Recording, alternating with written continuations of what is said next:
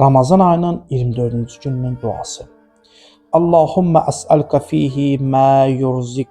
Allahım, bu ayda səni razı salan şeyləri səndən istəyirəm. Yəni elə söz, elə əməl və elə niyyət ver ki, sənin xoşuna gəlsin. Və əuzu bika mimma yu'zik.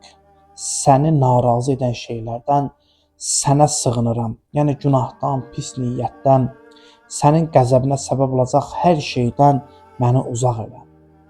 Və əs'aluka tawfiqa fihi li an utiyaka və la asiyak.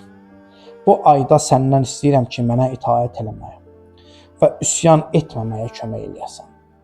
Yəni yaxşılığı seçməkdə güc ver, nəfsimə uymamağı yardım elə. Ya cavad əs-sailin, ey istəyənlərə səxavətlə əta eləyən.